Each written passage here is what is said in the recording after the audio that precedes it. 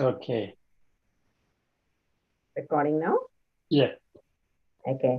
And I would like to welcome everyone today for the 64th Interfaith meeting.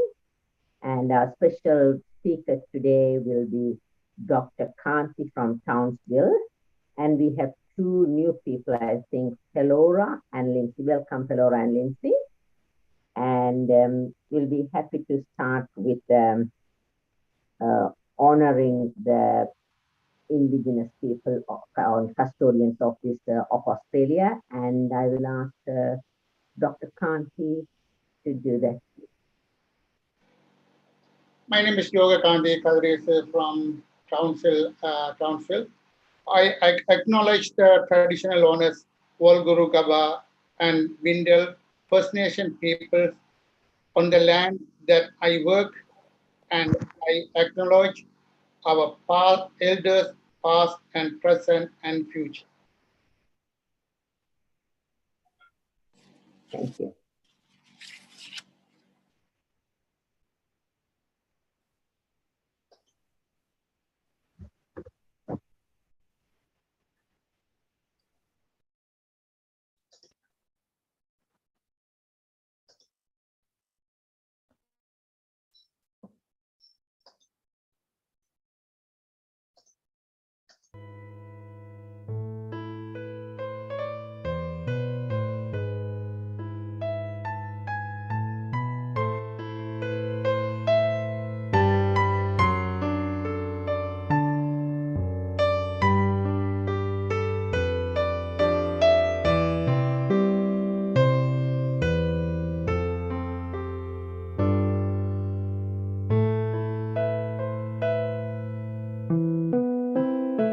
Hear my cry, O God, attend to my prayer. From the end of the earth I will cry to you. When my heart is overwhelmed, lead me to the rock that is higher than I. Hear my cry, O God, attend to my prayer. From the end of the earth I will cry to you. When my heart is overwhelmed, lead me to the rock that is higher than I. For you have been a shelter for me, a strong tower from the enemy. I will abide in your tabernacle forever. I will trust in the shelter of your wings. Hear my cry, O God, attend to my prayer. From the end of the earth I will cry to you. When my heart is overwhelmed, lead me to the rock that is higher than I. For you have been a shelter for me, a strong tower from the enemy. I will abide in your tabernacle forever.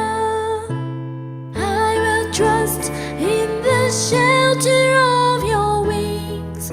For you have been a shelter for me, a strong tower from the enemy. I will abide in your tabernacle forever. I will trust in the shelter of your wings. Hear my cry, O God,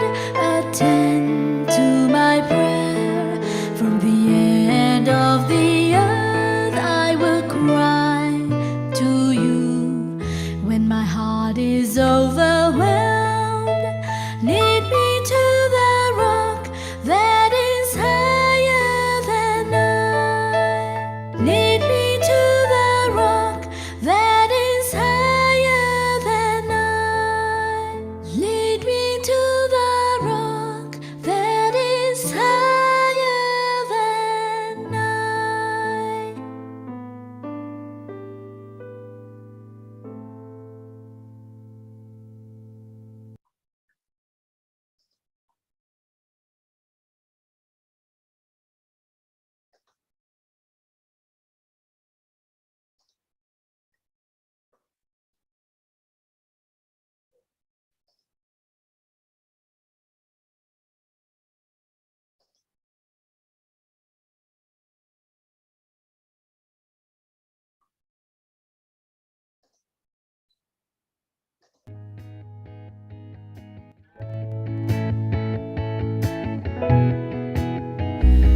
Thy name is my healing, oh my God, and remembrance of thee is my remedy. Nearness to thee is my hope, and love for thee is my companion. Thy name is my healing,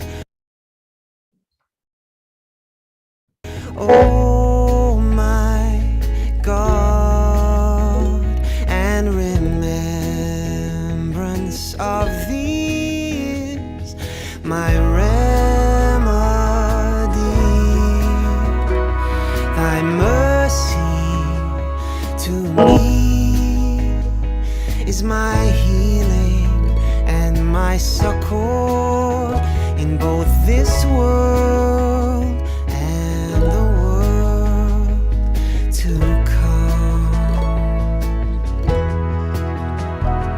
Thou verily art the all-bountiful, the all-knowing, the all-wise. Thou verily art the all-bountiful, the all-knowing, the all-wise. Thou verily art the all-bountiful, the all-knowing, the all-wise. Thou verily art the all-bountiful, the all-knowing, the all-wise. Thy name is my healing, oh my God, and remembrance of thee is my remedy.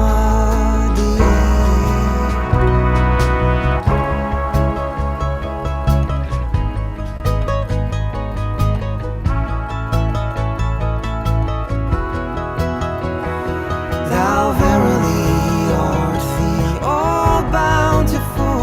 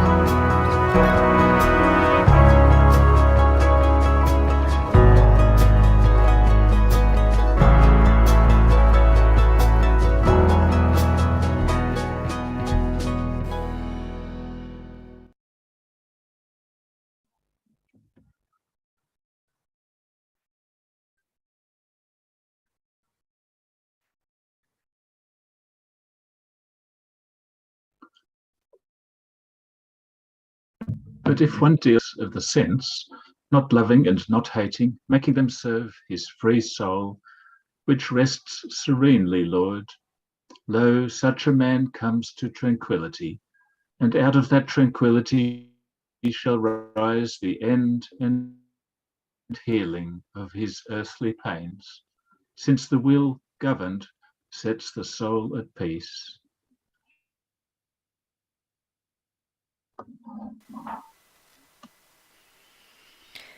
Bless the Lord, O my soul, and all that is within me. Bless his holy name. Bless the Lord, O my soul, and forget not all his benefits, who forgiveth all thine iniquities, who healeth all thy diseases, who redeemeth thy life from destruction, who crowneth thee with loving kindness and tender mercies, who satisfieth thy mouth with good things, so that thy youth is renewed like the eagles. The Lord executeth righteousness and judgment for all that are oppressed. Jewish scripture, Psalms.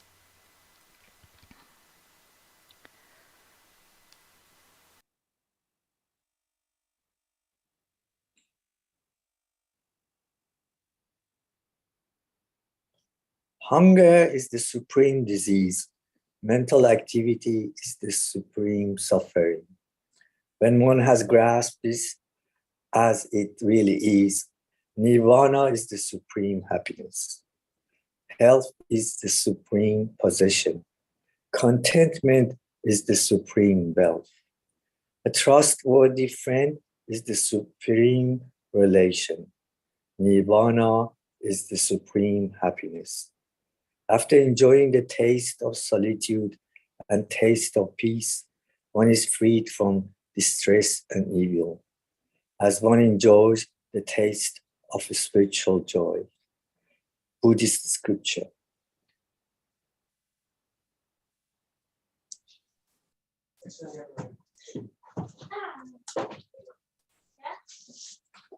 And Jesus ran about all Galilee, teaching in their synagogues and preaching the gospel of the kingdom, healing all manners of sickness and all manners of disease among the people. And seeing the multitudes, he went up into the mountain, and when he was set, his disciples came unto him, and he opened his mouth and taught them, saying, Blessed are the poor in spirit, for theirs is the kingdom of heaven. Blessed are they that mourn, for they shall be comforted. Blessed are the meek, for they shall inherit the earth. Blessed are they which do hunger and thirst after righteousness, for they shall be filled. Blessed are the merciful, for they shall obtain mercy. Blessed are the pure in heart, for they shall see God. Blessed are the peacemakers, for they shall be called the children of God. Blessed are they which are persecuted for righteousness' sake, for theirs is the kingdom of heaven. Christian preacher, the gospel according to Matthew.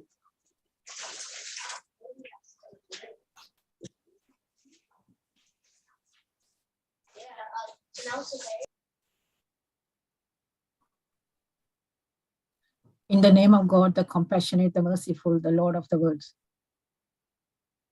who hath created me and guided me, who giveth me food and drink, and when I am sick, healeth me, and who will cause me to die and again quicken me, and who I hope will forgive me my sins in the day of my reckoning. My Lord, bestow on me wisdom and join me to the just, and give me a good name among posterity, and make me one of their hearers, Father, for he was one of the hearing, and who put me not to shame on the day when mankind shall be raised up, the day when neither wealth nor children shall avail, save to him who shall come to God with a sound heart, when paradise shall be brought near the fires, and hell shall lay open for those who have gone astray. And it shall be said to them, where are they whom ye worshipped beside God? Can they harm you or help themselves? The Holy Quran.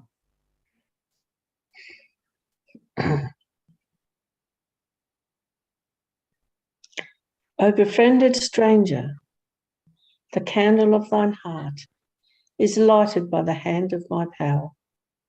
Quench it not with the contrary winds of self and passion. The healer of all thine ills is remembrance of me. Forget me not.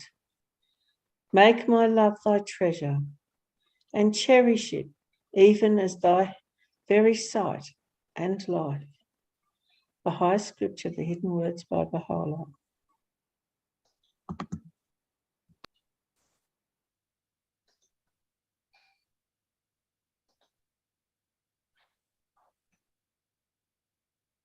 Resort ye in times of sickness to competent physicians.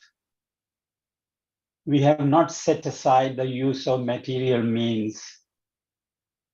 Rather have we confirmed it through this pen, which God hath made to be the dawning place of his shining and glorious cause.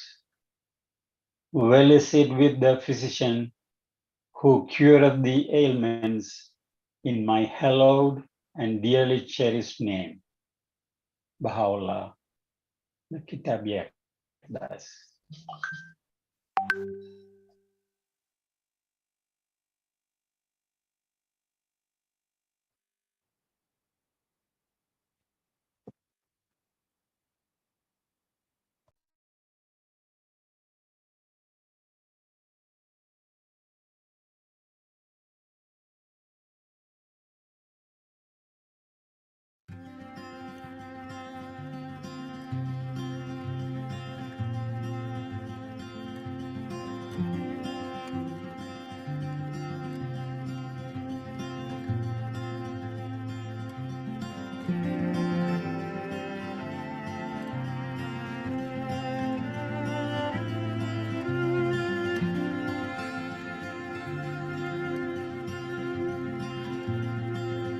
Is there any remover of difficulties? Save God, say praised be God. He is God, all are his servants,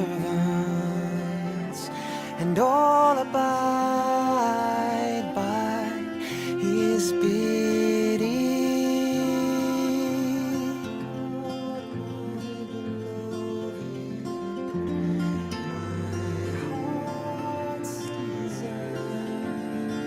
Is there any remover of difficulties? Save God, say praise be God. He is God, all are his servants, and all abide by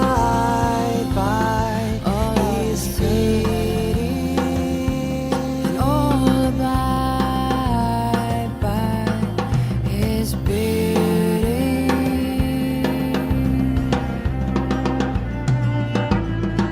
Say God sufficeth all things, above all things. Say God sufficeth all things, above all things. Say God sufficeth all things, above all things. Nothing in the heavens sufficeth all things, above all things. God sufficeth all things, above all things. Nothing in the heavens sufficeth all things, above all things. God sufficeth all things,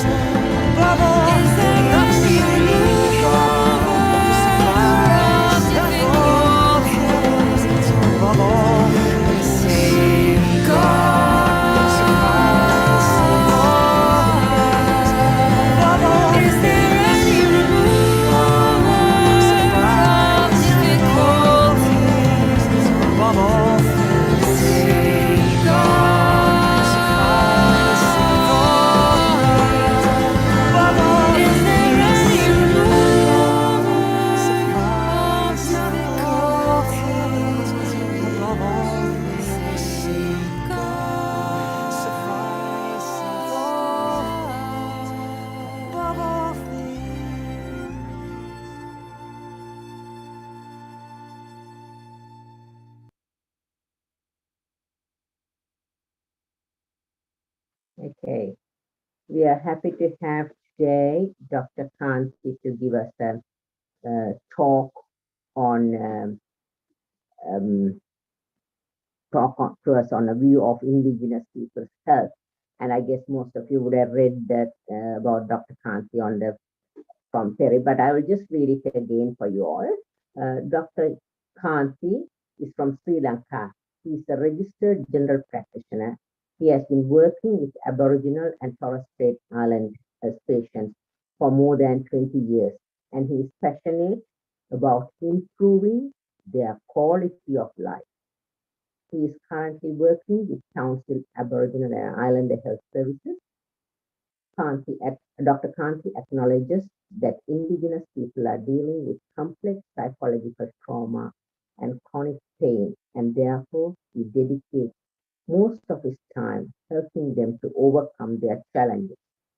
He is married and he has a son who is doing his traineeship or internship at Melbourne as a doctor. And I also had a good chance to have a small chat before the meeting with Dr. Kanti. And Dr. Kanti actually finished his medical studies in Sri Lanka in 1989. And then he came to Australia to work. And he has worked, first he started working in Northern Territory and and now 12 years he has been working at Kabut, which is in Council area with Aboriginal and Island people.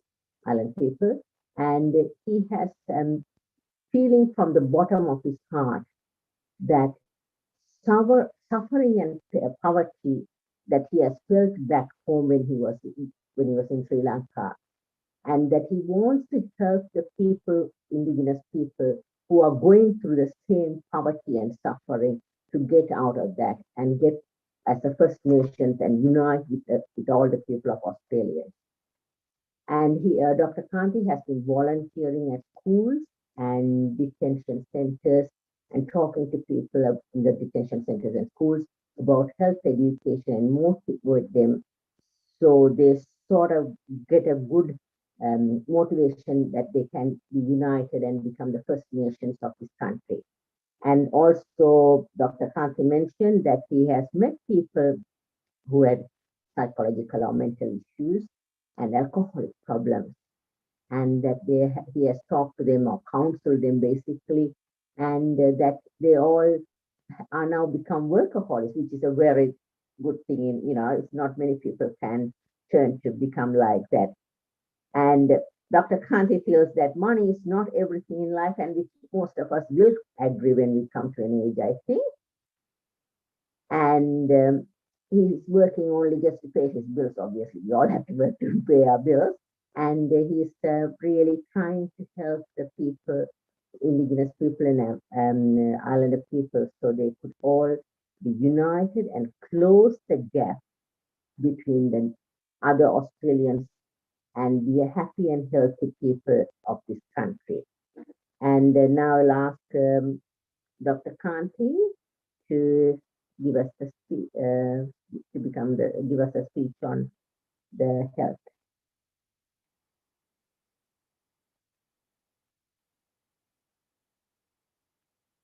You able to start?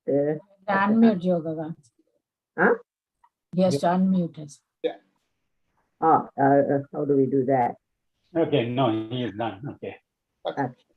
Because I don't need to introduce anymore because Sister Maria already introduced me. Basically, thank you so much, give an opportunity for me to express my feelings about indigenous people to others. Because as I am working for them more than 20 years, my personal belief is their heart is a golden heart. The golden heart, but unfortunately, their suffering start from the conception. Because of the transgenerational trauma, when the mother conceived the baby, because baby is already started to suffer inside the womb.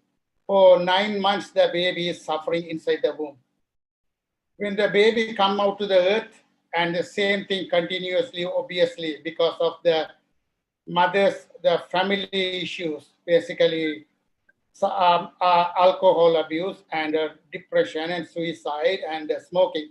Basically, those are due to the self-medicating. The parents are self-medicating to control their emotional things. So the trauma is started from the conception, and that baby is exposing to outside the world, and the baby also, child also facing the same thing. And basically a lot of kids, because they lost the parents.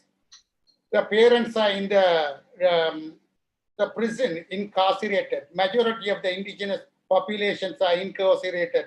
The prison is more than 95% of the prisoners are indigenous people. They are incarcerated. Sometimes they don't know, the child doesn't know who is the father, because the father is inside the jail.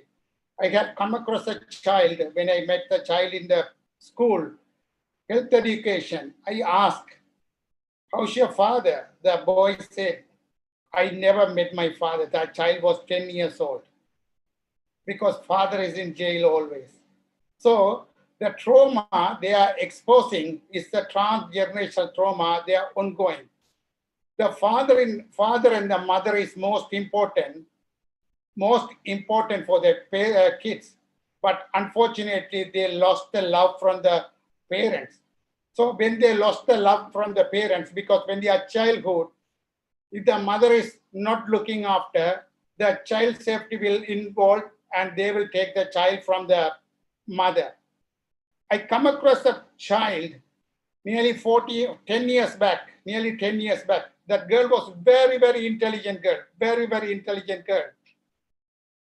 And when she come and see me, that time she was 14 years old. When she came and talked, she will say, Dr. Gandhi, you have to type like this. You have to do like this. That much. She's very intelligent girl. But unfortunately, she lost the mother when she was little.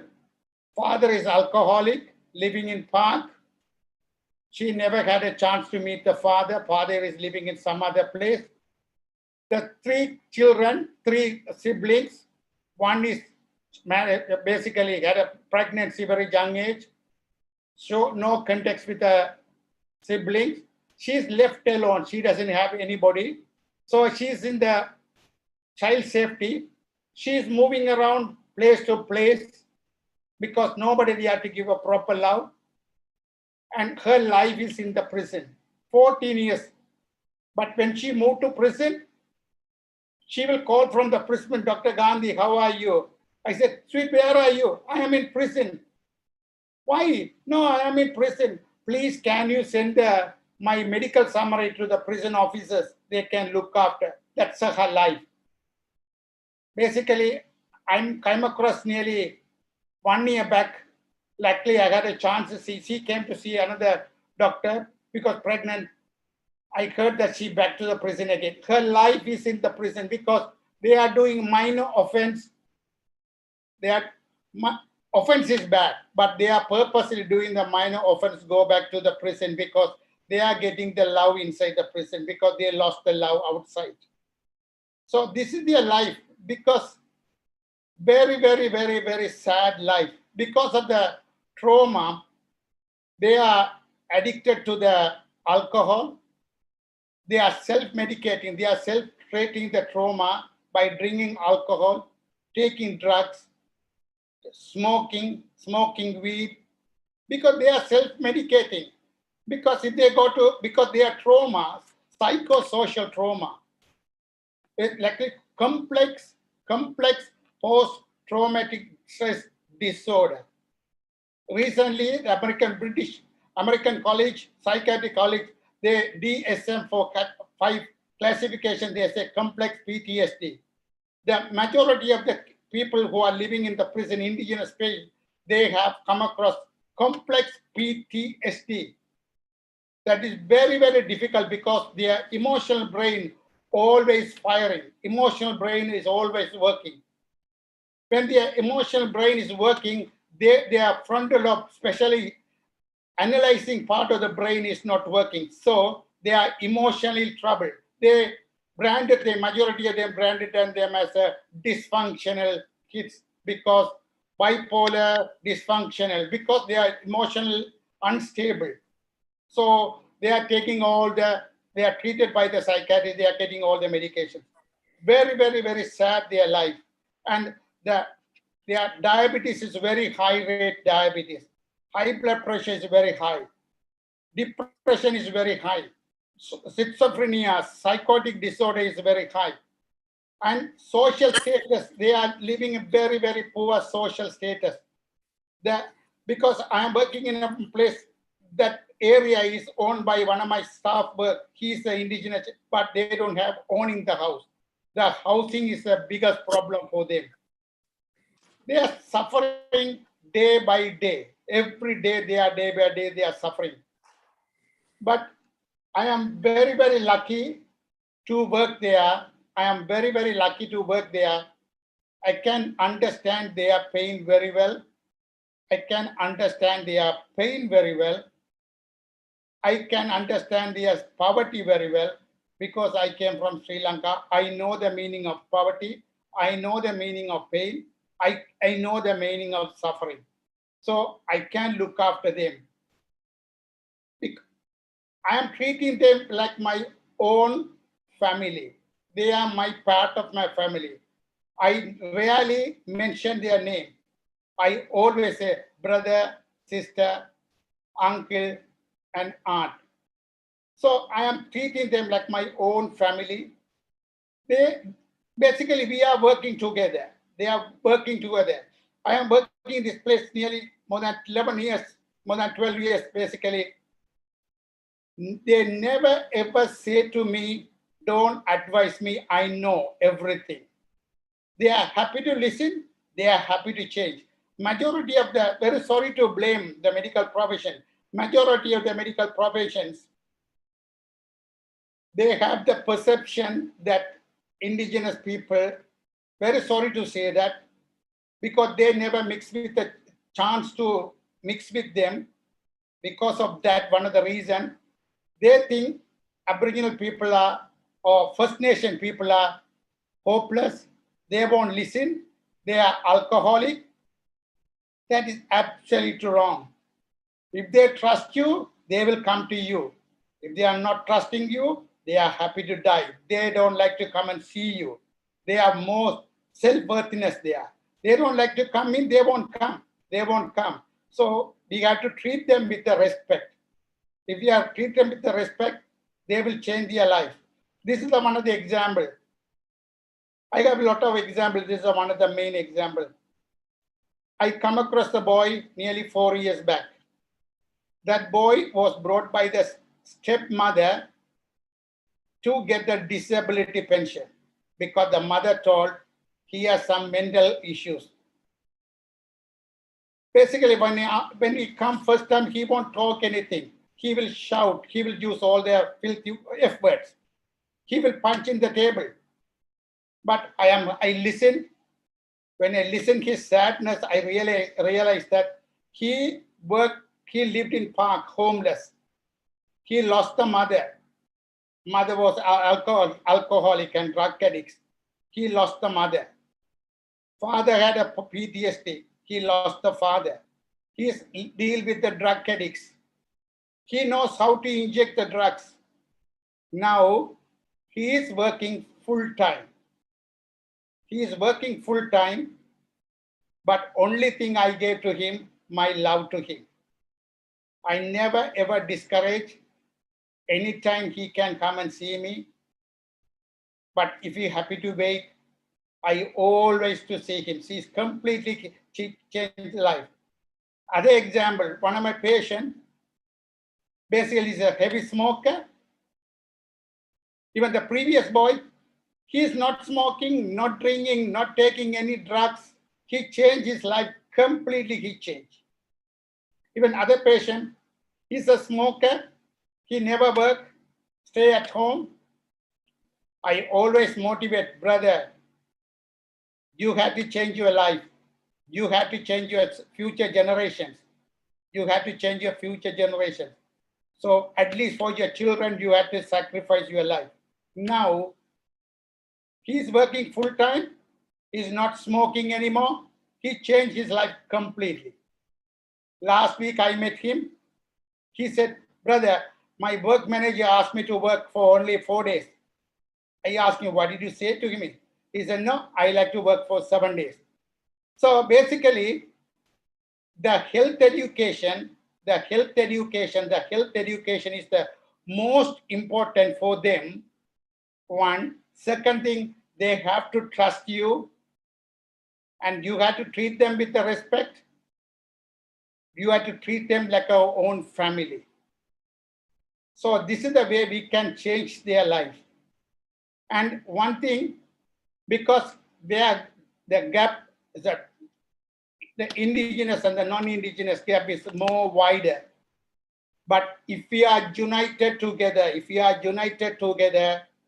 we can change, we can close the gap, we can become one Australian rather than dividing each other. We can unite it as a one. Whether indigenous or non-indigenous or anybody, we are Australian, we have to unite. And when I give a health education, I always differentiate two.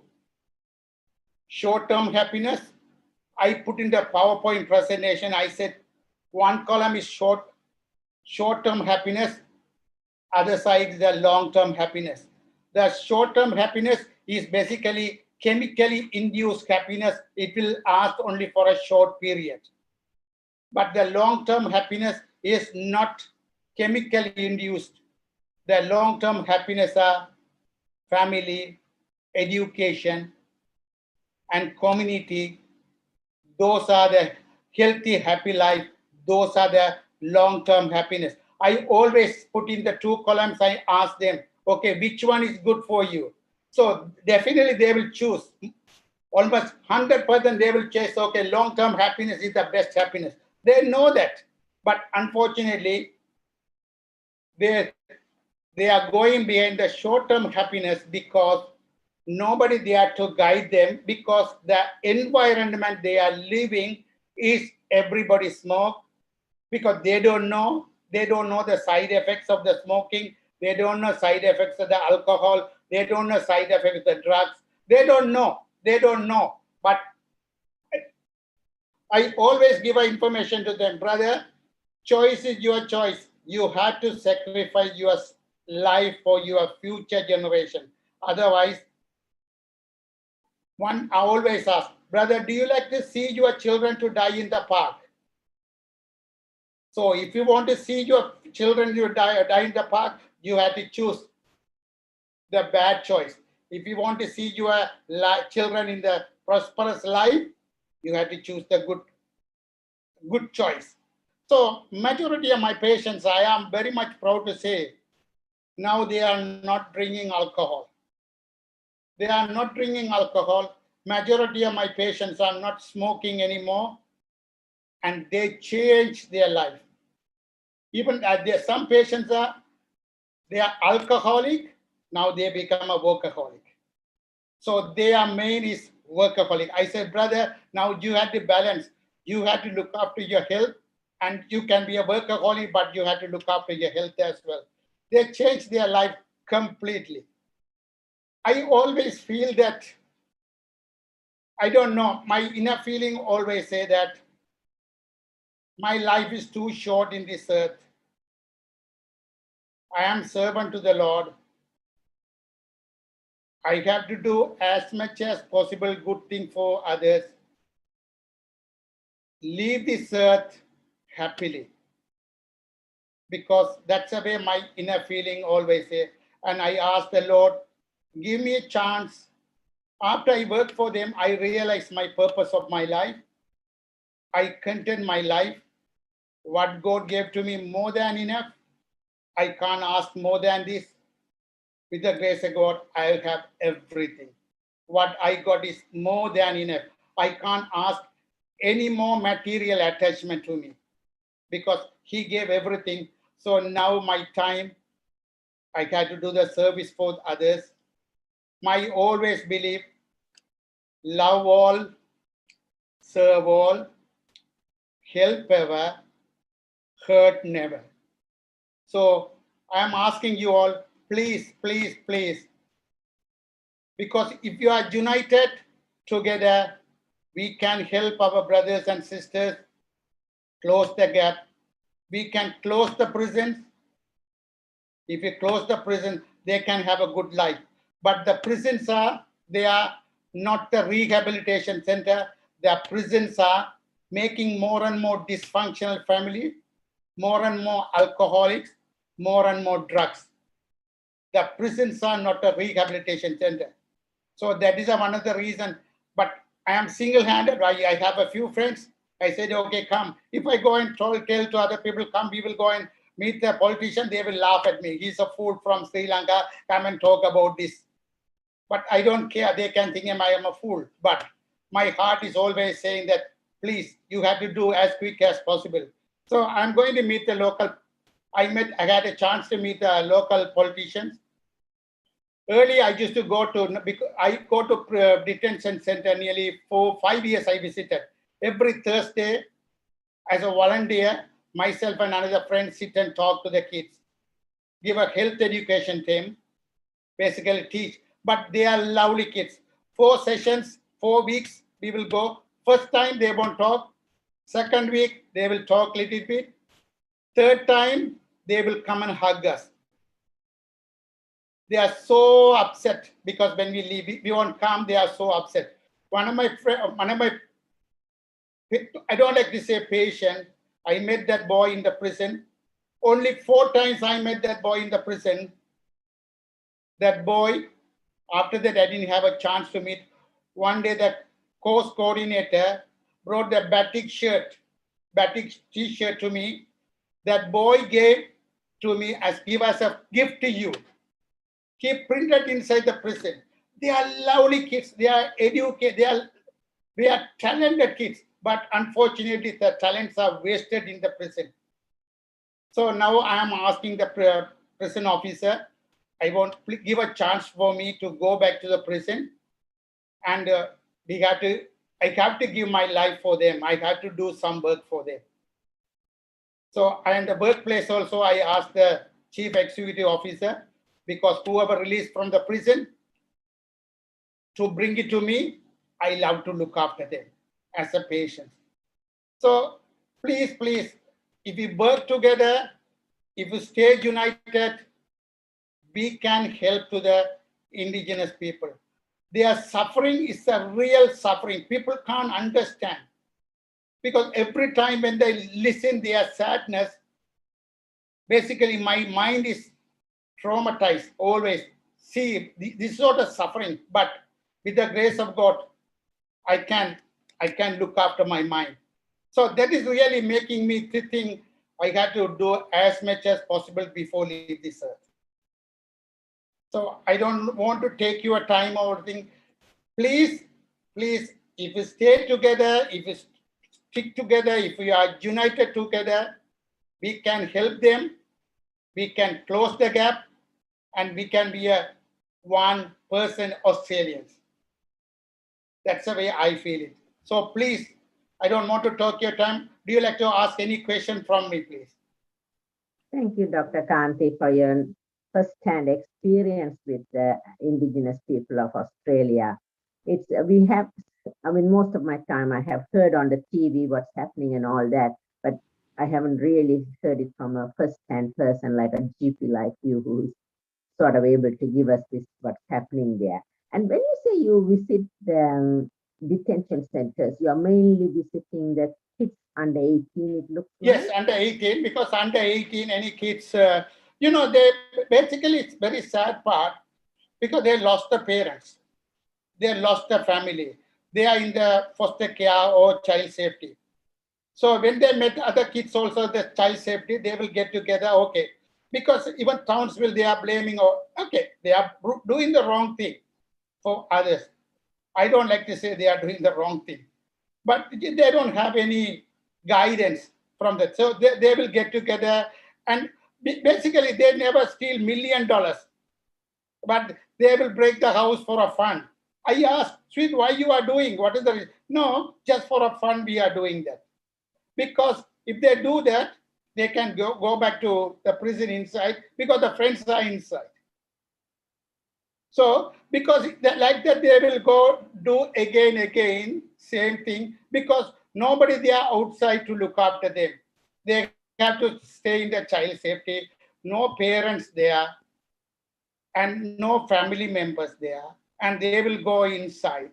And they will stay still 16 years, they will go recur just off and again. And very easy to change. If the, I know that I don't like to blame the government. Government is spending a lot of money, but the money is not used by properly. Because the prison detention center should be not a detention center, it should be a rehabilitation center. But I don't know what sort of rehabilitation is happening there. I don't know. So even till 16, they will stay there. Then after 16 or 18, they will go to the main prison. If they go to main prison, their life is inside the prison. All right. Okay. Can you hear me, Dr. Kanti? Can you hear us, Dr. Kanti? Yes, please. Yes, please. Yeah. So when you say, also you mentioned, doctor, that because of the complex PTSD, they are being given drugs and like for they are having depression, some sort of drugs or something. And these are all prescribed by other GPs. No, basically it's basically for the complex PTSD, and because the emotional brain is working very fast. When the emotional brain is working fast, and to control the emotional brain, two parties most important. One thing, the medical management as well as the psychological management. For the psychological management, they have to trust the person. If they are not trust the person, they don't like to go and see the psychologist. Especially majority of the psychology, because that's a special therapist, trauma therapist. Most of the indigenous patients, the majority of the trauma therapists are basically non-indigenous. Basically, inside they have the feeling they don't like the non-indigenous people. The trauma, what happened, the suppressions, everything, they don't like to trust. So they don't like to go regularly. Other thing, even I can refer to the trauma therapist. Their life is in the very difficult life because they are living day by day. They're day by day, no house. They are suffering for the food. And the telephone, they are prepaid card. Prepaid card only $15 or $20 only per phone card. So they have to use that. And the transport issues. So a lot of problems are there. So that is one of the reason I always say, because if I sit and talk to them, and I teach the breathing work, how to do the breathing work in my room, how to control the emotional brain. And the short period, I ask them to give a medicine to short period to control the emotional brain, the medical treatment. So most of the time, I know that if they book for 20 minutes, I will spend 1 hour and 20 minutes. I know that management sometimes not happy with me because I'm taking 1 hour and 20 minutes. But for me, quality is most important than the quantity. So every time when I repetition again, chances to change is very high. Even that boy, the boy which I explained nearly 4 years back came.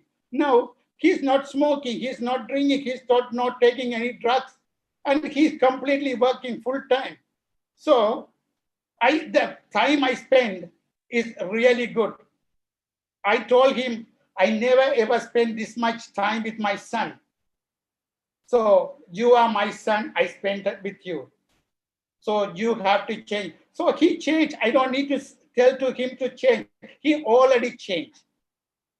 So the quality of the care is the most important. Even the mainstream practice, they can't treat this sort of patients, the complex PTSD, very, very difficult because they are like a short term. Okay, come, what is the problem? They will go. But they have to trust to come to see the doctor.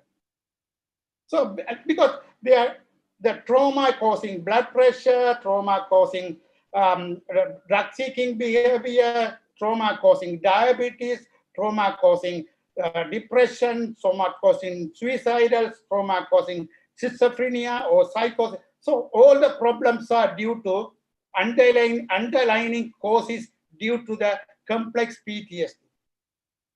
So Thank you. the government is spending a lot of money, but we have to treat the root cause of the problem.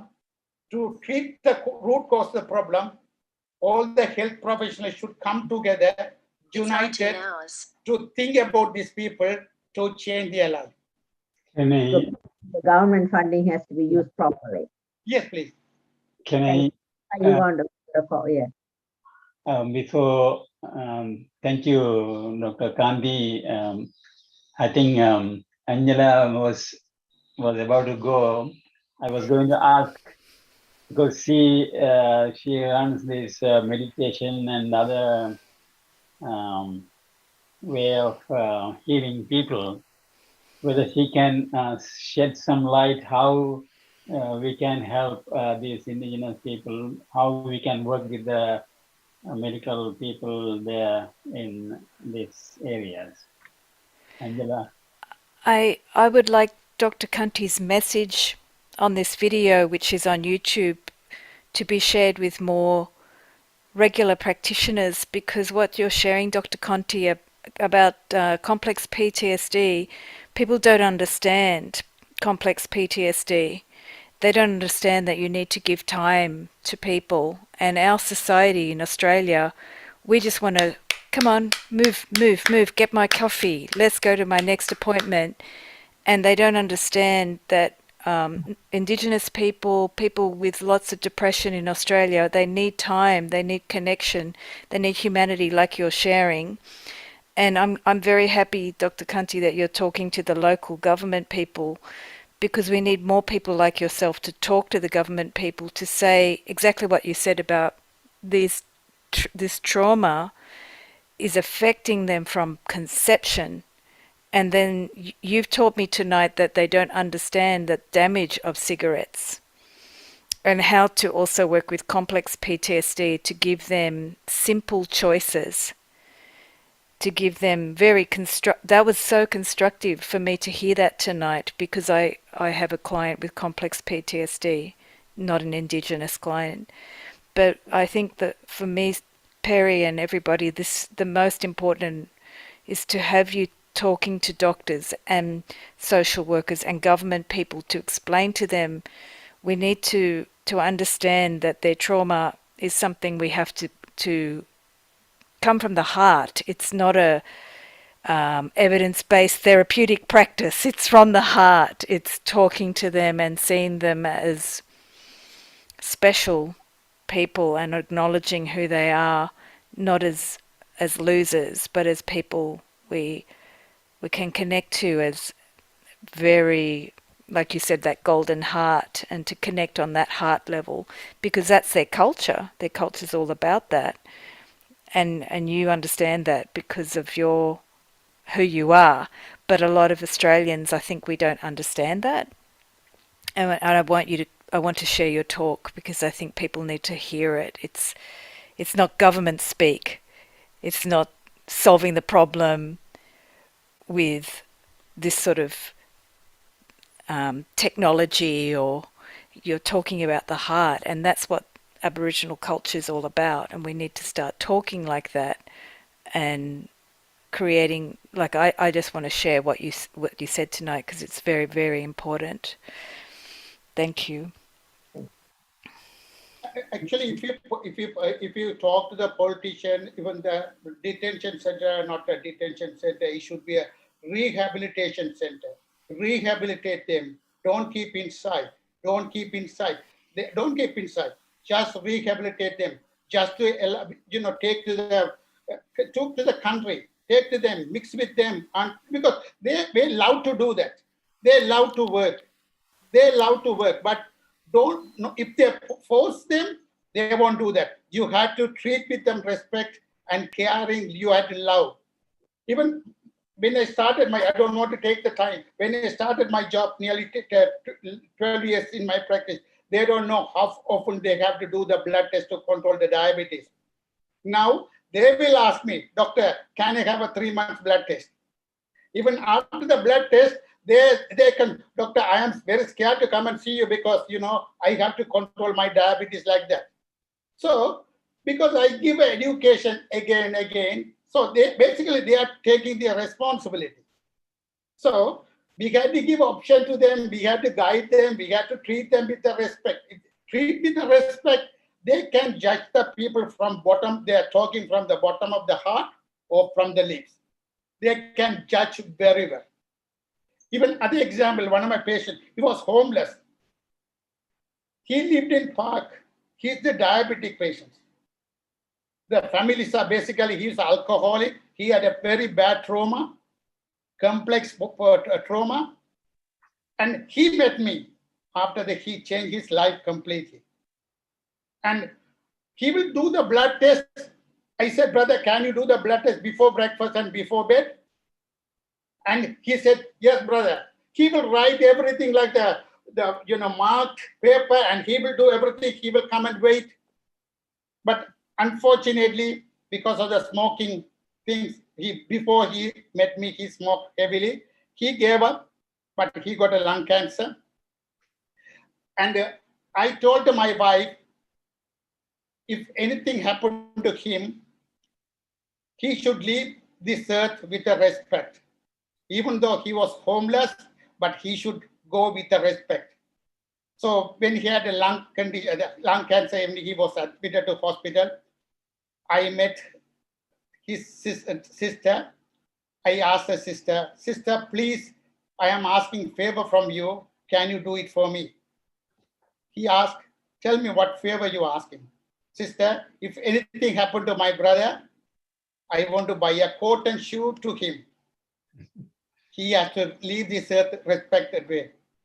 And I said, what color he want? He prefer sky blue color. So I bought a coat and shoe and shirt for the sky blue color. And he, because they got a coffin also, light blue color, and he left this earth with a happiness.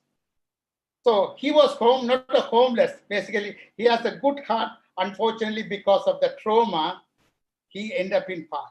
So we have to treat them with the respect, because when we die, we can't take anything to the graveyard. Nothing will happen.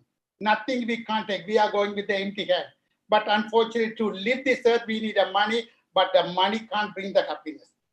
Happiness and the money is completely opposite. That's the way I feel it. So that is the reason I always feel what God gave to me, more than enough. More than enough. I can't ask more than this, because I am going to leave this earth with empty hand. Thank you. That's a good thought, and I hope lots of us get that we all go ash to ash and dust to dust, and only in a small coffin. We don't go anywhere. We can't have anything more than that. Thank you for that, Doctor. Anyway, I think Jung wants to have ask a question. Jung. Gabriel is. Gabriel, sorry, before that, yes. Hello. Thank you, Dr. Candy. I come from a totally different perspective, and I've lived in Aboriginal communities and remote communities, and I tend to not agree with a lot of what you're saying, on the fact that what you're saying is true, but the root cause is a lot deeper than that. Removing one addiction of drugs to another addiction of workaholism is just moving the problem. The real problem is the Aboriginal people, when the white man, which means anybody who isn't Indigenous, stole and destroyed their spirituality. And now we're forcing them to have our spirituality, whatever that is. And whatever is our rehabilitation and whatever is our medical procedures and our counselling and our psychiatry, none of that works for the Aboriginal people.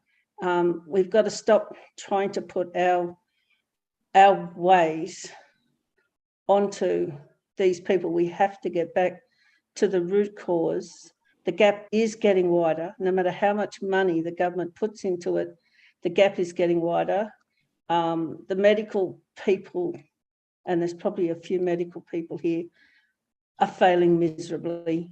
They don't, even the good ones don't know how to solve the problem.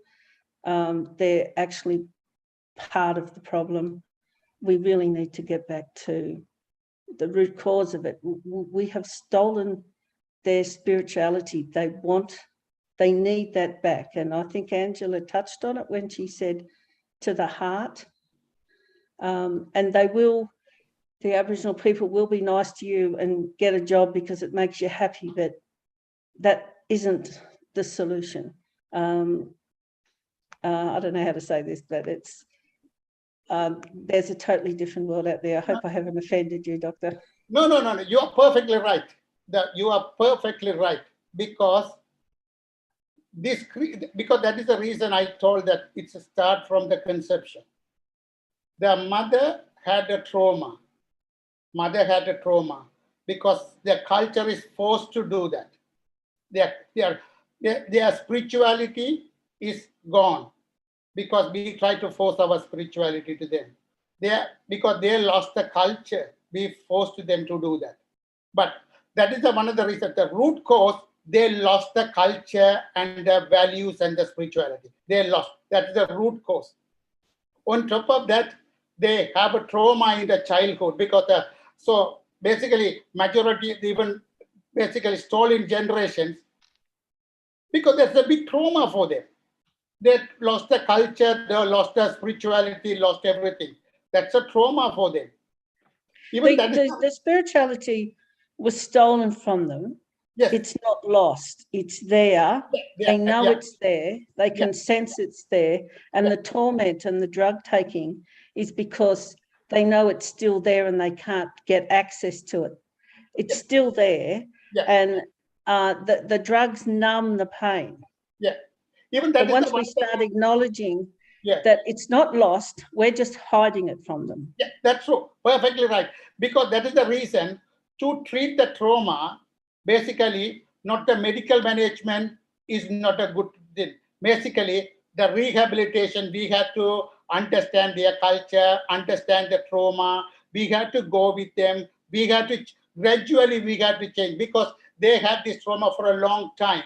So impossible to treat them within a month or 2 months or 3 months or 4 months. It takes time. So we should have a patient. We have to accept them. They have issues and we have to go with them and we have to help. Because when I speak to a lot of the kids that are in trouble and why did you do it and what do you want? The 100% response is send us back out to country. Yes.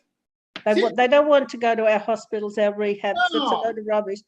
They need to go back to country with the elders, and we need to support that. We can't fix the problem. We create the problem.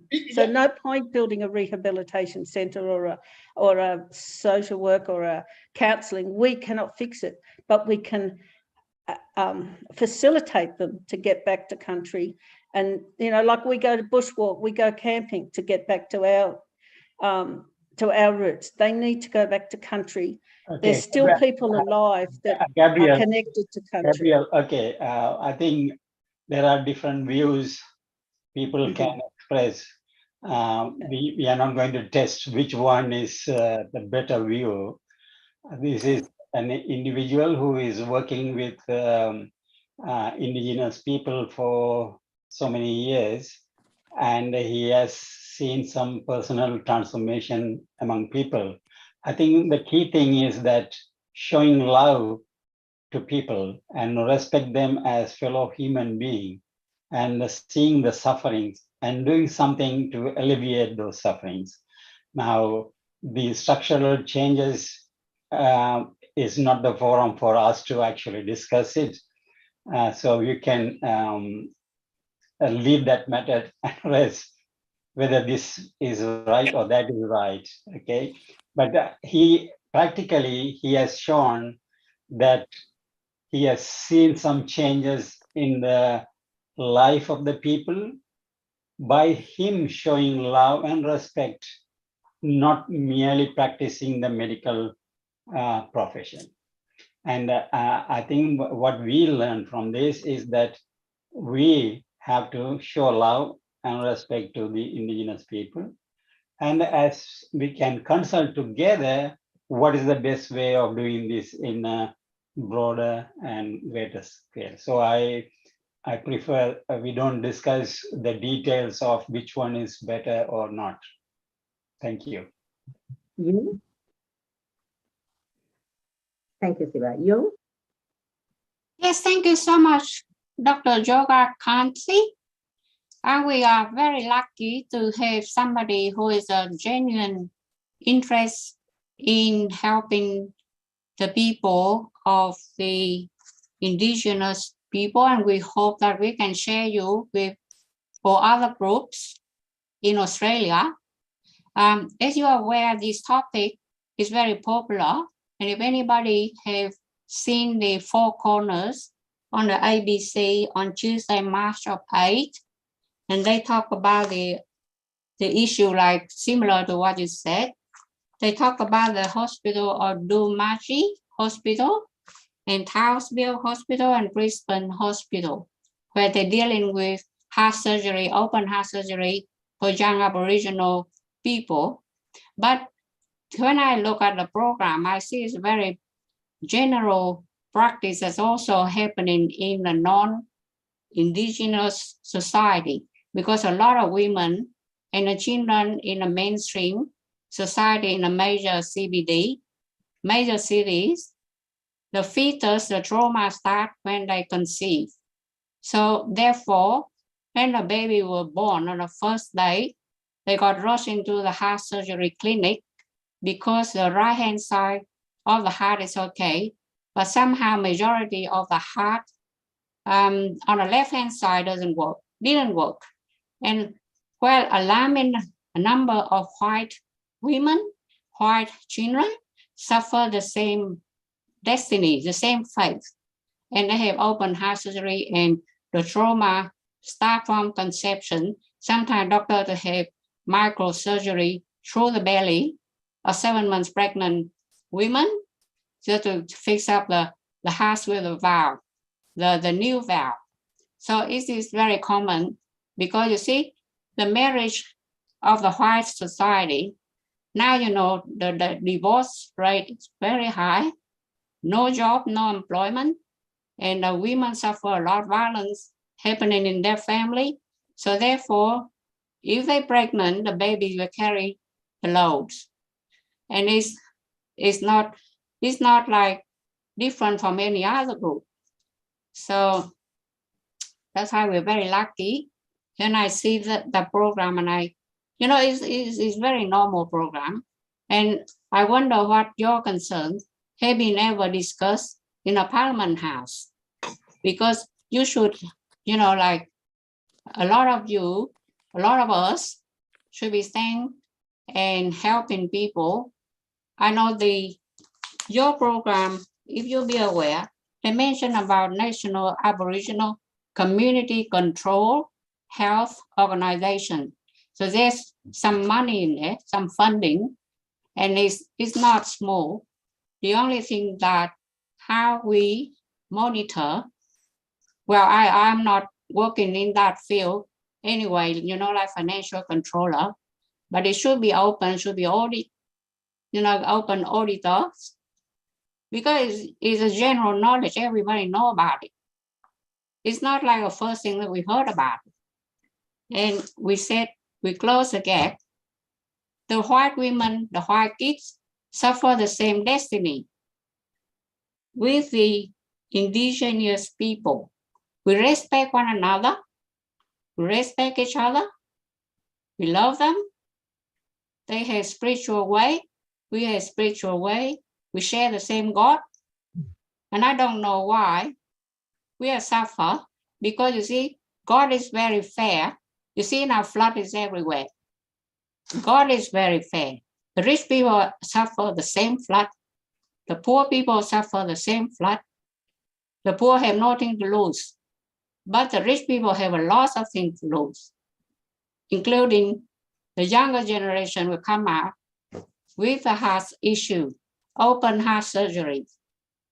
So therefore, and I was wondering why God created it, because it's never that I known before why the baby that's born on the first day got rushed into the open heart surgery clinic. It is unacceptable. It's because of pollution, because of environment, because of climate change. It's not government. The government can't do it because they're not God. Even, God at the moment sent a lot of things to us, and we can't blame God either. It's nature. It's the earth, the fire, the flood. God is fair. So that's how I see it. And I'm so grateful that God gave us a talk, like a lot of talk and a lot of religions that we come about.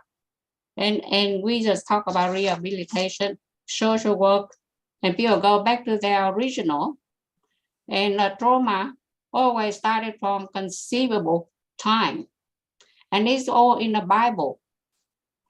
In the Bible, that's why Jesus got crucified, because of the sin of the fathers, of the mother, of the ancestor. Whether it's true or not, you got to go through it. You got to do, analysis of the verbs.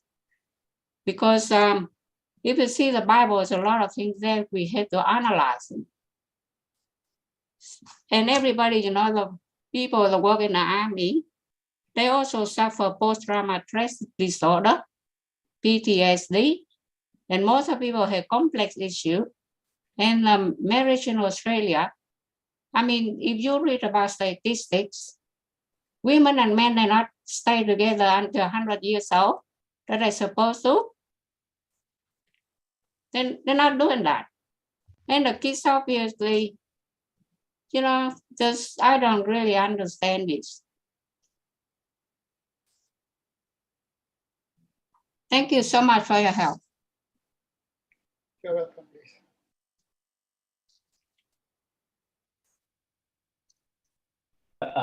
Can you see the screen? Yes. Well, in the past couple of times I have mentioned this. I would like to mention again.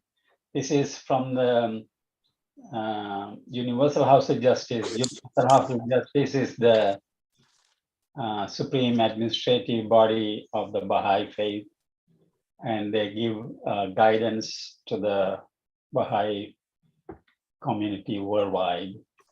And on 25th of November 2020, they wrote a letter. In that letter, they mentioned this: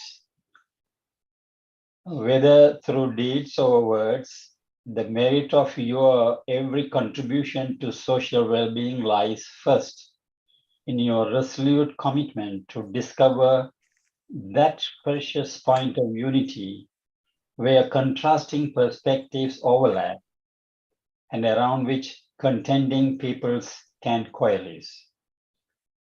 So this forum, the Interfaith Forum, as individual family, Vasanta and I, we started this mainly to bring, remove the religious prejudice and to bring understanding among these different religious followers, and also bring unity among people.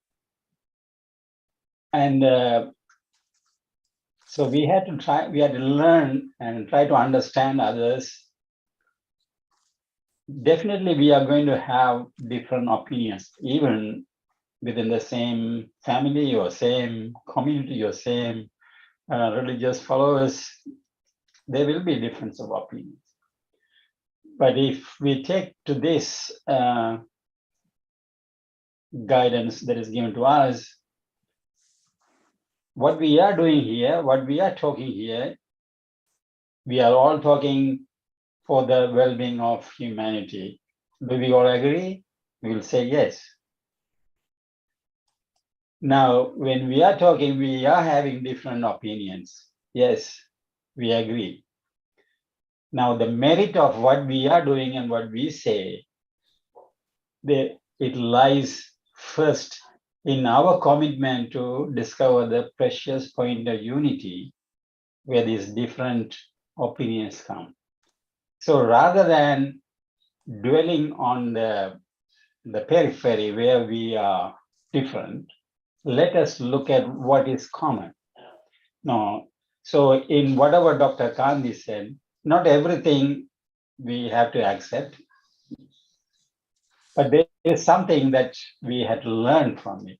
A person who has lived among the indigenous people and has, in his own way, he has changed the life of some people, and he has earned the respect of them by showing love and respect to those people. And that is what I learned from his speech. Now, you might have, others might have learned many things, but if something common that we can find and then build on that so that the opposing people can come closer to that. So I keep reminding this once in a while. I hope you will forgive me. Thank you, Fasiva, for that. I guess, Ahmed, you have something to ask? Yeah, sure. Thank you, Dr. Casricio, for your presentation. I'm just wondering, every one of us, every human being has got means and ways of releasing the pressures of life. Like when you're over a week, you at work and other things put pressures on you. And then there are ways of releasing that pressure. For example, for me, is to go into the country and walk in nature. That's one way of releasing my pressure. I was just wondering whether when you're looking at your clients and talking with your clients, whether you do try to find out their points of pressure release, how they can release their pressures, and that way maybe you can help them by individual setup of ways in order to release those pressures of life. Do you do that? No, basically I am not doing that, but I know some people in our community, they are taking them to the country and basically, they live with the nature because they like to live with the nature. This is basically the society what we are living is ideal for us, not for them. So that is one of the reasons they like to go to the country and fishing, living with the nature. So even that I meant the rehabilitation mean because they have to go back to their country. They have to live with their country because they like to, that will help them to elevate their mood better rather than living in like a compressed society, like the bar, like this 1, 2, 3, 4, 5, 6. No, they have to go back to their country. They have to live with the nature. With the nature, they can learn a lot of things. I know that because the medical professions are like a medicating, a lot of things are medicating. I am totally against that.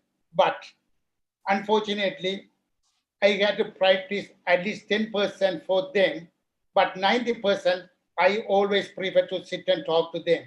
But unfortunately, I am working in the practice. So only thing, I can give my love to them. I can listen to their sadness. I can give advice to them.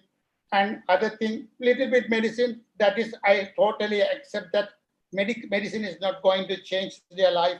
Basically, they have to go back to their country. But that is the reason I always say that the government is giving a lot of money. The money is not going to right place. It's wasted. So the rehabilitation means they have to go to back to their country. They have to get some sort of education, health education. They have to go back to their country and live. Here, everything like a structured. That is not good. I didn't catch whether you work for an organization or you have a private practice. But if it's working for an organization, perhaps you can try to build these means of transferring these patients, clients to to have a trip or something like that they can go into nature, go places where it raises their spirit and things like that. I just wondering, or is it your private practice? And then no, this is not my private practice, but I'm working for the community. That's the indigenous health service. They are commonly, but majority of the patients are coming to that place. Indigenous patients. So maybe you can initiate this plan that community can take them for a trip, for example, to Katoomba or places where indigenous have relics and they can. This is sorry, Ahmed. This is probably what Gabriel was trying to tell. Yeah. You know, we are trying to impose the outside, our idea, into their minds.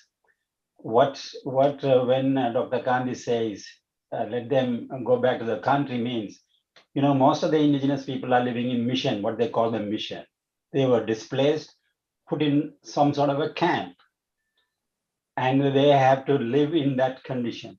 They were living freely, and they had their own spirituality, they had their own social structure, they had their own laws. And yeah, I understand that. What he's saying and what actually Gabriel was saying is that they have their system. Let us learn what is the system and consult with them and work with that. Taking them for a trip is our own medicine. It is like the Western medicine that we are trying to give. No, I was thinking of pressure releasing points. Like, for example, so they have their own way of doing this. Let us listen to the indigenous people, how they do it, and let us do and facilitate that happens. I mean, if I beg to ask you to come to one of the meetings on Wednesdays where they have the Women's Reconciliation Network. They talk about these things. Unfortunately, I can't come because I'll have another gathering that I'll go.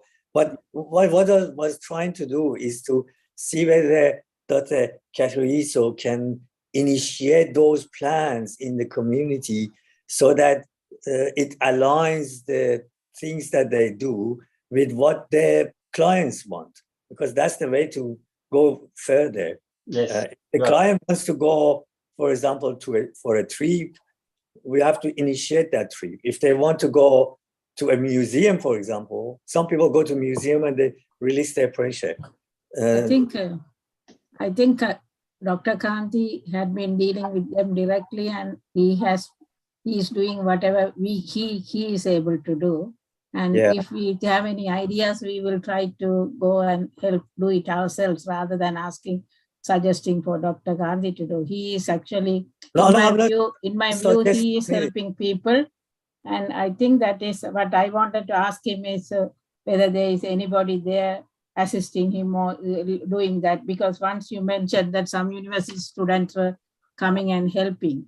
So, I wasn't trying to suggest anything. I was trying to find out whether he is got ability to initiate through that community some things that will release that pressure. Yeah, thank you for the information, because that is the reason I talked to Manamai's chief executive officer. We want to do that, one thing, the yoga teacher, meditation teacher, she is happy to help them. So I want to introduce that sort of things. They are happy. I don't like to force them. If they are happy, they can learn how to control the emotional brain.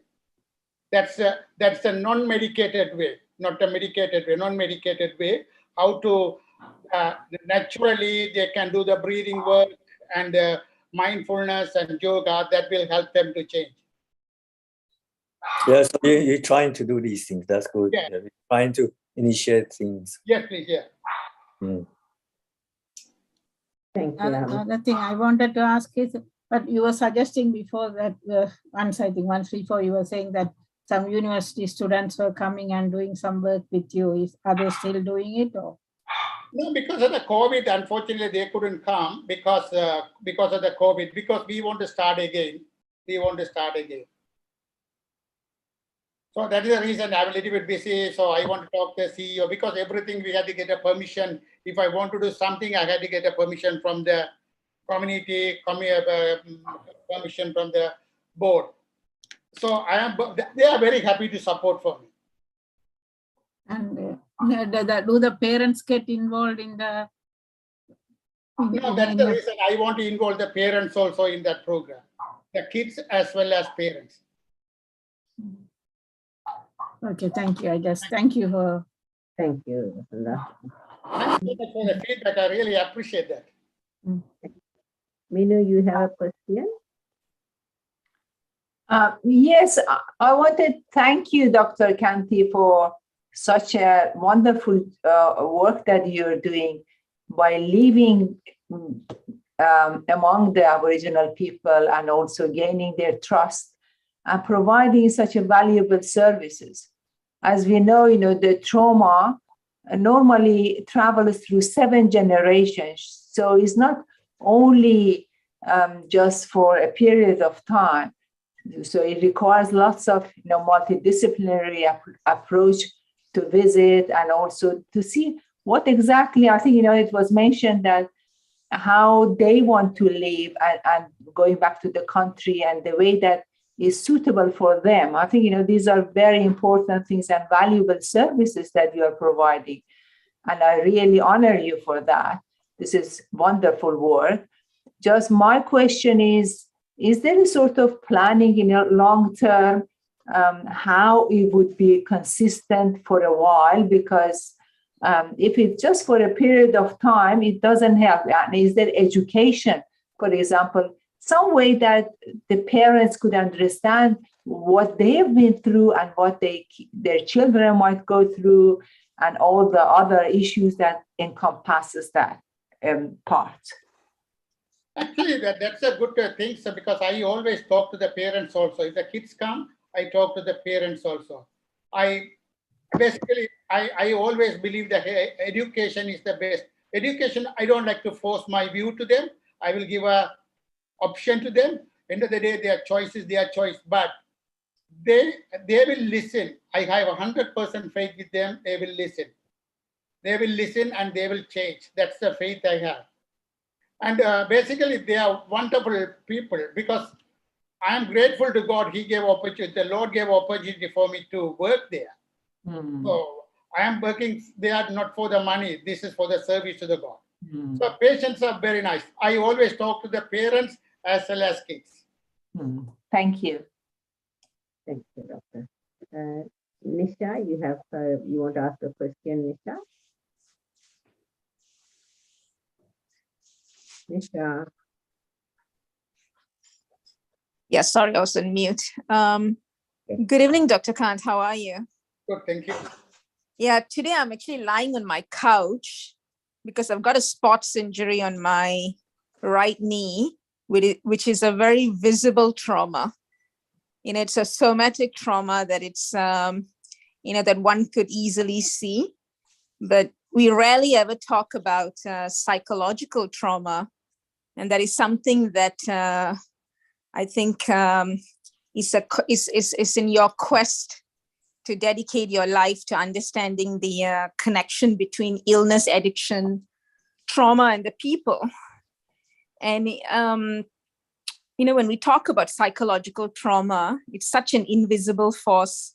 It's a force that can shape the way we live, the way we love, the way we even make sense of the world.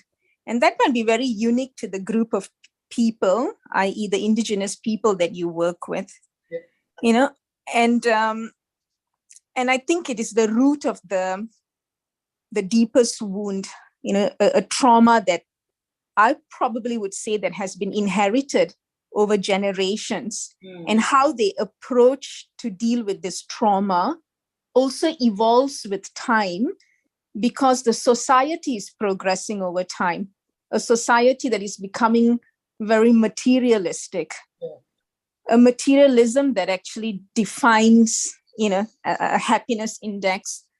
And so there is this community that is actually trapped between a pursuit of material happiness as well as trying to make sense of their true sense of being. Like what Gabrielle said, there is a loss of the their sense of spirituality, their connection to the land, their connection to their language, connection to their culture, all of this that is fading over time, because this is no longer passed on from generation to generation, because they are inflicted with contemporary issues, current issues that comes with time.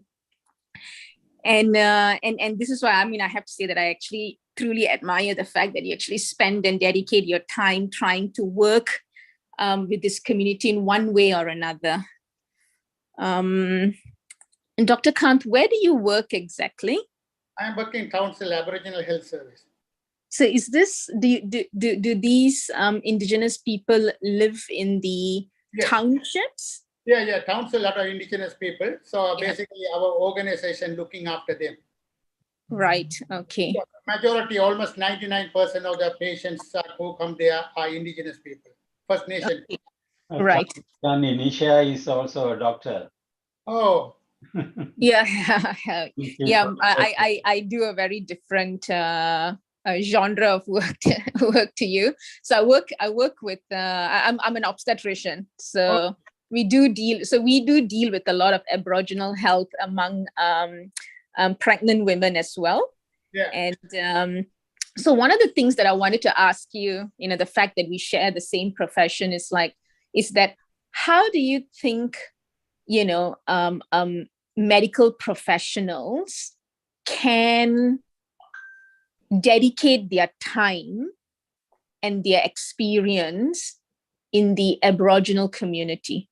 Because right now, when I kind of talk to lots of other people and do some independent reading, a lot of this community work, be it indigenous or not, even things like rural work and stuff, seems to be rather dependent on a lot of overseas people who have come from elsewhere and eventually trying to find footing and working in Australia, and so a lot of them end up working in rural areas. How about, what can we do to improve or create awareness among doctors, nurses, physiotherapists, and any kind of allied health in terms of rural medicine or even indigenous health? Because this, I don't think it's stressed, when doctors graduate from medical school, because a lot of them do end up being in city hospitals and working only in the city areas. So even my opinion, because people, if they want to work especially for indigenous health, they should have a heart for them. Mm. They should have a heart for them. Then it is very easy to work. If they don't have a heart, or if they are attached with their material values, that is very difficult to work, because their material values, because I'm very sorry to say that, because if they work in a mainstream practice, then everything is counted by the time. 6 minutes, 10 minutes, okay, go. But especially for me, even my workplace, I know that they are booking for every 20 minutes, but my lunchtime always 2:30, 3 o'clock. I don't care about the time, but I want to give a good quality of the care. So specifically, if anybody wants to work in the rural, they should understand the rural health, and they have to have a heart for the rural people. And other thing, if they want to work for the indigenous people, they should understand the indigenous culture, indigenous society, indigenous spirituality. They should have a heart for them. They should understand their trauma, psychological, psychosocial issues. They have to understand. If they understand, very easy to work for them, because that's like a bread and butter. But if they are not understanding, very difficult. That is one of the main reasons because I'm one of the GP supervisor, register supervisor as well. So always I told the colleagues not to send the first year or registers to us, because that the indigenous First Nation medicine is a very, very complex medicine. Because majority the psychosocial medicine, like a metabolic syndrome, chronic disease, depression, bipolar, all the things, because the register should understand the basic thing before they come to the indigenous health. Even majority of the doctors who are working, they came as a register. I am really proud to say that they came as a register. Now they are working for them because they know the taste of indigenous health. Yeah. Yes. Yeah. So yeah, that's very true. Actually, I mean, like you know, I recently wrote to the College of Obstetricians and Gynecologists to actually suggest that when doctors are undergoing training in OBGYN, they should actually spend, you know, some part of their training, maybe towards the end of their training, to rotate in rural areas, whereby they get a chance to practice just rural obstetrics and gynecology, as well as working with indigenous community. When we work in all these metropolitan areas, no doubt there are indigenous liaison officers and groups that actually help facilitate the management of indigenous people. But I still think just even for me personally, as a doctor working in a city hospital, sometimes I myself lack enough understanding as to how to approach these patients of mine who may be indigenous. And, you know, I think there's just lack of education, even for healthcare providers. Yeah. You know, and you know, I think, when we talk about trauma, we have to be a trauma-informed society ourselves, you know, be it whether we are parents or teachers or physicians or, I don't know, policymakers, whatever, legal people and stuff. And it's not just about fixing the behaviors. It's not just about making diagnosis, you know, it's not just about suppressing symptoms and judging, but we need to kind of understand the sources from which these troubling behaviors are starting. Then I think we'll be able to provide more individual as well as collective care, you know, to the community that we live, not just indigenous. I'm just talking about in general. I think there's, you know, every solution that we do undertake, they just seem to be band-aid solution. Governments can pour in as much money as they want, you know, to make societies better. But, you know, these are, again, are band-aid solutions. If you don't treat the root problem, whatever the root problem may be, it could just be it could just not, well, shouldn't say simple, but it could just be dysfunctional family unit. If you don't fix the harmony in a dysfunctional family unit, you will have you'll have many dysfunctional individuals coming from that particular family. Because I worked as a GP obstetrician in the rural hospitals, because that's perfectly right. Because if they want to work in the rural, they should understand the rural issues, rural problem, how to handle the issues. They should understand the problem. Otherwise, working in the big city, they can't understand the rural issues. Yeah. And I suppose it's also quite different managing indigenous people living in towns like you know, city areas versus those in, like, you know, maybe smaller suburban areas versus rural areas versus the country. I think they all at all levels, they pose different risks, health risks, and etc. Yeah, thank you very much. And also the one last thing, like, I think I saw in the CV that you have a son who's studying medicine in Melbourne. Yeah, because now he finished the medicine. He studied in Monash. And right. He's working in Alfred Hospital. Right. Okay. Do you think he will pursue he will pursue your same footsteps in working in the indigenous community? No. Basically, I told him I asked only one thing from him: you can work anywhere, but don't forget the indigenous people.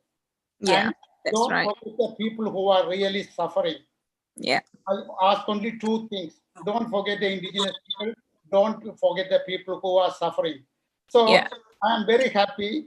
He has a heart for the people. He has a heart for the people. I am very, very happy. Yeah, well, he's very happy to have a dad like you then. Thank you very much, Doctor. Thank you so much for the feedback. I really appreciate it. Thank you, Nisha. And Vasanta, you want to ask something, Vasanta, again?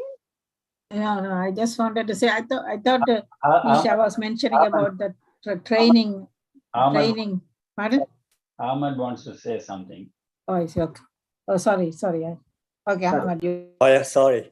I just wanted to say that in Baha'i faith, there is a lot. It is stressed a lot that prayer and meditation has got power of healing and brings well-being of a person. So I'm just wondering whether you also stress this to your clients, that I'm sure in Aboriginal languages and culture, there are prayers and ways of meditation. So I was just wondering whether you suggest to those clients to do that, because it's very important that in a day one to pray and meditate on life and towards God. So I'm just wondering whether you do that. Yeah. I'm actually, they are so happy because I do everything in my room. I visually, I always we pray inside the room, and because that's a luxury. I have a time because I can spend more time. I don't care about the quality, quantity. Point me quantities. The quality is the most important. So they are more spiritual. They are more spiritual. They can pray, and I'm so happy. I talk about a meditation, breathing work, and I always say, go to the church and pray the Lord, that Lord will heal you. I can't heal you, but Lord will heal you. You go to the church and pray. So they are more on that. Most of the time I talk about the healing power from the Lord. Yeah, very nice. I think one of the readings that we had today, one of the last reading, I think that is, resort ye in times of sickness to competent physicians. We have not set aside the use of material means, rather we confirmed it through this pen, which God have made to be the dwelling place of his shining and glorious cause. So that means Baha'u'llah is saying that go to the doctors. He has not said not to go, but he said, well, sit with the physician. This is for the doctors. Well, sit for the physician who cured the ailments in my hallowed and dearly cherished name. So that means in the name of God. So through his power, if they use that spiritual power to heal, it is good. That's the guidance given. And that is probably what he is doing. I mean, the prayers, the way that we say prayer and the way some others say prayer may be different, but they pray.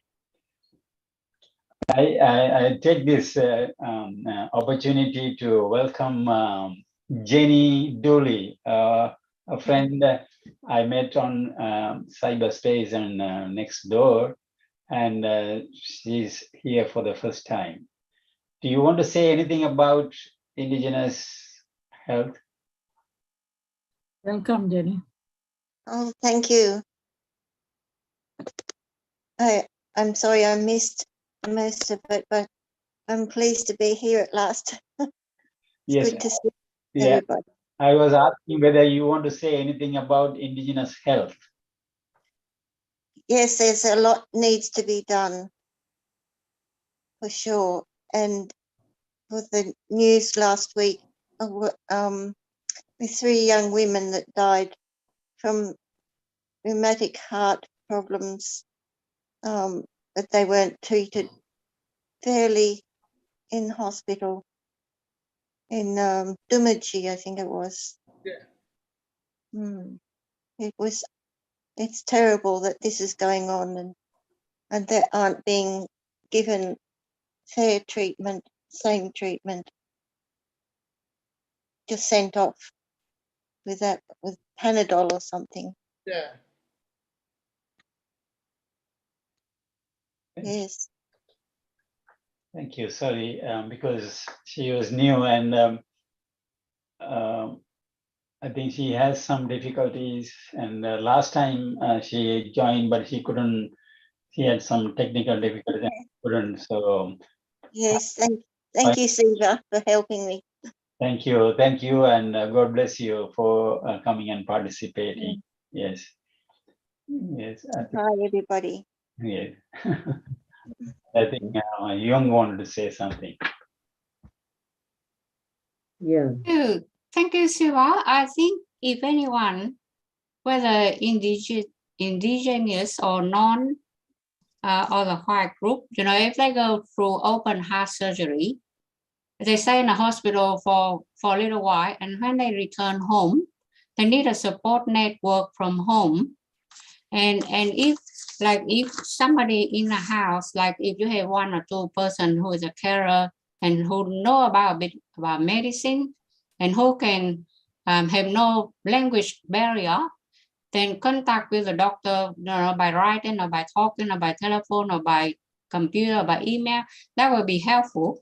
But just like for different groups, the white and non-white, if they have a bit of no support network at home after the open heart surgery, obviously it's going to be really bad for the patient. And what I saw is the helicopter or the airplane did help the young Aboriginal people go to Townsville and after that transfer them to Brisbane. So they were one of the lucky people who got care properly. So we cannot say that the government doesn't look after them. We could not say that because in real life we had helicopter provided to them. But I mean, the amount of carers surrounded them after the surgery is an issue. So we have to see that, you got a resuscitation, you got to have medicine, defibrillator, some sort of heart support medicine and machine. So that is something that they should, the people in the family should be trained. And it's not only happened to that group, particular group, special people, but also happened to the people, non-indigenous people. So that will be allocated to educational matter that we have to look into. It means we need more people in medicine. Thank you. Anyone else want to say something or thank Dr. Kanti for his very, very good presentation and the services being around Indigenous people? Anyone who has not spoken so far, because we are coming to 9. Some of us may not have broken the fast yet. Anyone who wants to say, who has not spoken? I just wanted to thank a doctor for doing all the service to humanity. And I think what you are doing, if everybody is doing it in different ways or serving others, I think the world will be a better place. We can all do something, but we have to start doing it rather than we think about it or dream about it that I'm going to do it. Yes. Time is short sometimes. But thank you. Thank you, Marina and Siva also. Sivalingam, Yin, Sohela, Sachi. Thank you so much. Thank you. I learned a lot about this information. Thank you so much. Thank you. Yin. Luna, you need to say Laura? Sivalingam. You want to say anything? Sachi.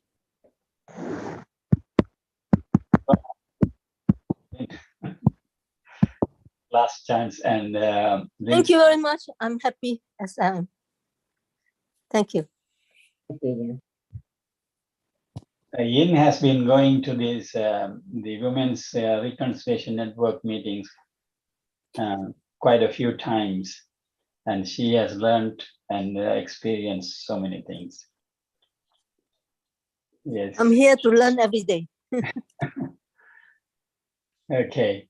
Anyone else? One thing I like to say, please, we have to stay together and we have to look after the people who are really needed. But this country, especially the First Nation people, are really suffering. Whatever we can do, we have to do it. Every person can do little by little, whichever different way. But if it is benefited for them, that is more than enough. So please try to do as much as possible. So our prayers will be counted to us. Yeah. Yes. Can I say something else?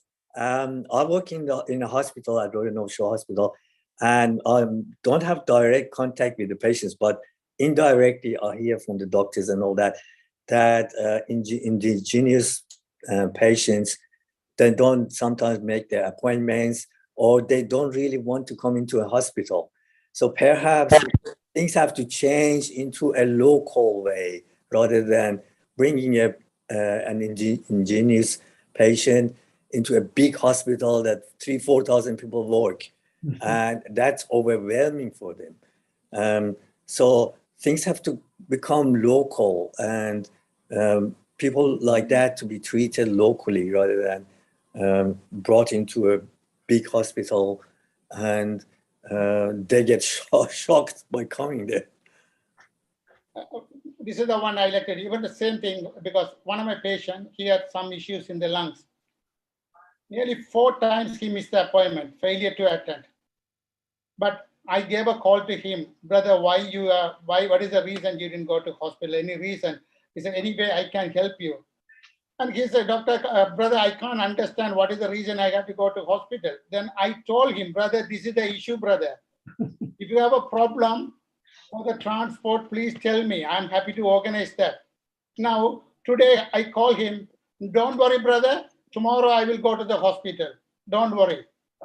So sometimes they can't understand the medical Yeah, normally they want an elder to come with them.